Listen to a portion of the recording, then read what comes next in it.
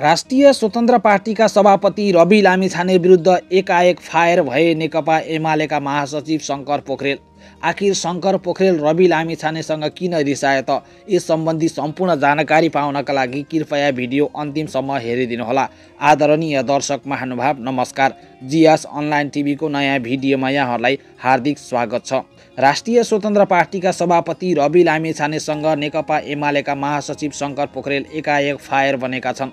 हिजो दिनभरि जसो राष्ट्रिय स्वतन्त्र पार्टीका सभापति रवि लामिछानेको चर्चा चल्यो। सामाजिक सञ्जालभरि रवि लामिछानेको चर्चा चलिरहँदा आज शङ्कर पोखरेल एकाएक रविसँग रिसाएका छन्। रविसँग रिसाउनुको मुख्य कारण भनेको रवि लामिछानेले चितवनमा सार्वजनिक गरेको नयाँ बसको बारेमा उनी रिसाएका छन्। रवि लामिछानेले भोटको पछाडि लागेर सस्तो प्रचारका लागि फ्री बस सञ्चालन गरेको भन्दै उनले रवि लामिछानेको चर्को आलोचना गरेका छन्। रवि लामिछानेले फ्रीको बस मात्र नभएर विदेशमा भएका नेपालीहरूलाई पनि स्वदेश फर्काउने योजना सार्वजनिक गरिरहेका छन् र उनले वृद्धहरूलाई लक्षित गर्दै स्वास्थ्य उपचार पनि फ्रीमा गराइरहेका छन्।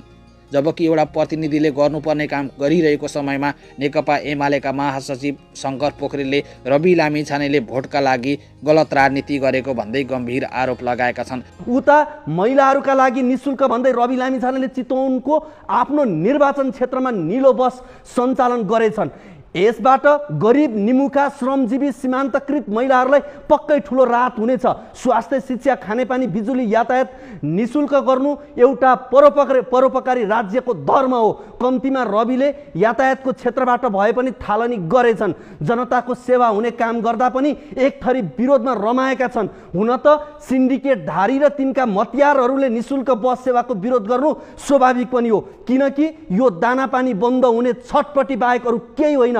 महिनामा लाखौं रुपियाँ तलब भत्ता, सरकारी गाडी, पिए, निशुल्क आवास, बिजुली, पानी, रिचार्ज, उपचार, खाजा, खाना, विदेश सहर, हेलिकप्टर उपभोग गर्नेहरूलाई निमुखा जनता लक्षित ल्याएको बस सेवा सस्तो राजनीति लाग्नु पनि स्वाभाविक हो। महँगो राजनीति नै हो। देशमा ऋणभार बढेको, रोजगारी र महँगी बढेको, भ्रष्टाचार र अपराधको घटना बढेको, निशुल्क बस सेवा सस्तो राजनीति हो भने यो राजनीति देशमा हुनुपर्छ। निशुल्क स्वास्थ्य सेवा सस्तो राजनीति हो भने यो राजनीति हुनुपर्छ। निशुल्क शिक्षा सस्तो राजनीति हुन्छ भने यो राजनीति पनि हुनुपर्छ। स्वयं कमजोरी छन् रविमा र उनको पार्टीमा, तर यहाँ निष्पक्ष आँखाले हेर्दा रविले चालेको यो कदम समाज रूपान्तरणको लागि जोरदार धक्का हो। जसरी दिल्लीमा केजरीलालले दिल्ली नगर निगमले चलाएको बसमा महिलालाई निशुल्क यात्राको व्यवस्था गरेका छन्। बस सञ्चालनमा ल्याएको विरोधी दल र तिनका कार्यकर्तालाई कति पनि मन परेको छैन। हुन पनि हो, परोस् कसरी? जिन्दगीभर ठग, लुटेरा र भ्रष्ट नेताहरूको चाकडी गर्दैमा समय सकियो। बरु कङ्ग्रेस, एमाले र माओवादीका कार्यकर्ता र शुभचिन्तकलाई एउटा सल्लाह छ मेरो। यो कार्यमा रविलाई हेरेर अब आफ्ना जनप्रतिनिधिलाई प्रश्न गर्नुहोस्। रविले त आफ्नो क्षेत्रमा नीलो बस भए पनि चलाए, तपाईले रातो बस कहिले चलाउने माननीय ज्यू भनेर प्रश्न गरौँ। त्यसो गरे कसो होला कि कसो त? सामाजिक सञ्जाल फेसबुकमा एक लामो स्ट्याटस लेख्दै शङ्कर पोखरेलले रवि लामिछानेलाई यस्तो भनेका छन्। सार्वजनिक यातायात महिलाका लागि मात्र भनेर चितवनबाट दिन खोजिएको सन्देश। दुनियाँका धेरै मुलुकहरूमा महिलाहरू बन्द समाजमा जकडिएको बेलामा नेपाली समाजमा अपवाद बाहेक महिलाहरू सुरुदेखि नै तुलनात्मक हिसाबले स्वतन्त्र थिए। उत्पादनको काममा परिवारका सदस्यहरूसँग मिलेर एकसाथ काम गर्थे। जबकि अहिले युवाहरूको ठुलो सङ्ख्या रोजगारीको सिलसिलामा विदेशिएको बेला ठुलो सङ्ख्यामा महिलाहरू परिवारको मौलिकको रूपमा भूमिका निर्वाह गरिरहेका छन्। यस्तो अवस्थामा आफूलाई नयाँ शक्ति भन्नेहरूले कस्तो समाजको परिकल्पना गरेर महिलाका लागि मात्र भनेर सार्वजनिक यातायात सञ्चालन गर्न खोजेका होलान्? जिज्ञासा उठ्नु स्वाभाविक हो। नेपाली समाजमा यति बेला रूपान्तरणकारी सोच र कार्यक्रमको आवश्यकता छ। चितवन महिला जागरण र जागृतिको थलो हो। पञ्चायतकालमा म विद्यार्थी राजनीतिका सिलसिलामा पहिलो पटक चितवन पुग्दा महिलाहरूले ठुलो सङ्ख्यामा साइकल चलाएर स्कुल आएको देख्दा पुरुष र महिला बीचको सामाजिक विभेद अन्त्य गर्न सकिन्छ भन्ने विश्वासको आधार बलियो बनाउने मौका पाएको थिएँ। तर आज त्यही चितवनमा नयाँ भनिने पार्टीले महिलाका लागि मात्र भनेर सार्वजनिक यातायातको सुरुवात गरेको समाचार सुन्दा हामी कता जान खोज्दैछौँ भन्ने प्रश्न जागृत भएको छ। नयाँ र वैकल्पिक शक्ति बनाउँछ भन्नेहरूले गर्न खोजेको काममा रूपान्तरणकारी सोच र योजना देखिनुपर्छ। हरेक कामबाट भविष्यको सुन्दर दृश्य देखिनु पर्दछ। तर स्वतन्त्र पार्टीका अध्यक्षको अहिलेको कामले भोटको सस्तो राजनीति गर्न खोजेको देखियो। यस्तो कुरामा गम्भीर बनाऊ चितवन जस्तो सचेत ठाउँबाट नेपाली समाजको भविष्यको सकारात्मक चित्र कोर्नेर सन्देश दिने प्रयास गरौँ भन्दै उनले रवि लामिछानेको कामप्रति कटाक्ष गरेका छन्। हुन त नेकपा एमाले चाह्यो भने रवि लामिछानेले फ्रीमा सञ्चालन गरेका बस जस्ता सयौं बसहरू सञ्चालन गर्न सक्छन्। किनभने नेकपा एमाले नेपालको सबैभन्दा धनी पार्टी हो। उसँग करोडौं होइन अरबौंको संख्यामा पैसाहरू रहेका छन्।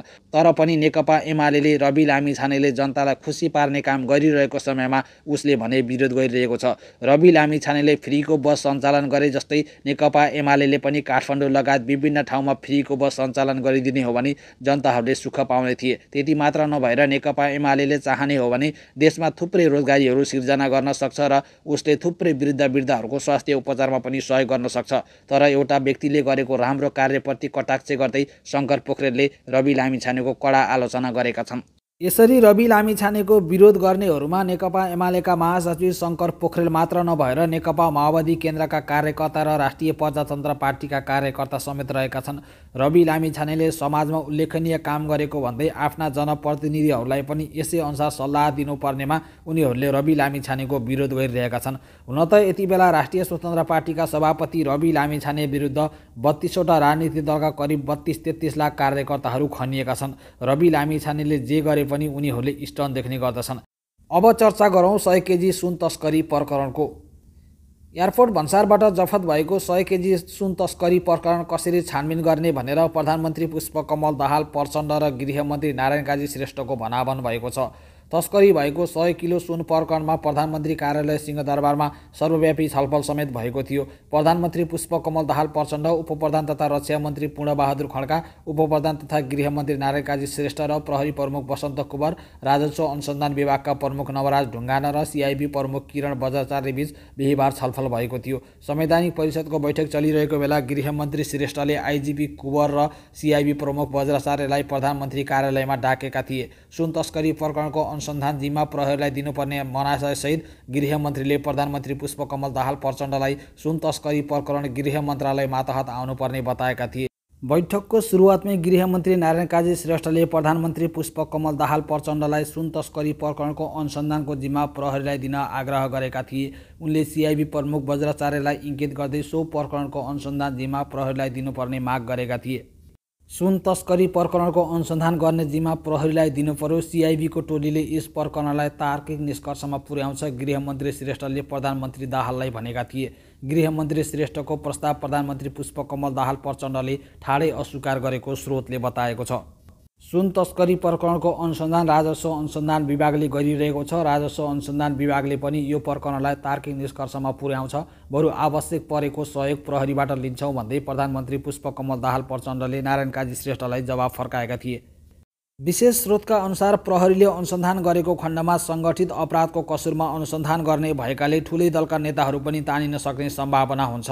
भोलि गएर आफ्नो सत्ता नै सङ्कटमा पर्ने देखेपछि प्रधानमन्त्री पुष्पकमल दाहाल प्रचण्डले राजस्व छलीमा मात्र अनुसन्धान गर्न लगाएका छन्। राजस्व छलीमा मात्र अनुसन्धान गरेको खण्डमा भन्सारका कर्मचारी र बिचौलियाहरू मात्र पक्राउ पर्नेछन्। प्रधानमन्त्री पुष्पकमल दाहाल प्रचण्ड र नारायण काजी श्रेष्ठबीच यही दुई कुरामा फाटो आएको बुझिएको छ। यसबारेमा यहाँहरूको धारणा के छ? किन प्रधानमन्त्री पुष्पकमल दाहाल प्रचण्डले सङ्गठित अपराधमा अनुसन्धान गर्न दिइरहेका छैनन्? आफ्नो भनाइ तल कमेन्ट बक्समा लेखिदिनुहोला। धन्यवाद।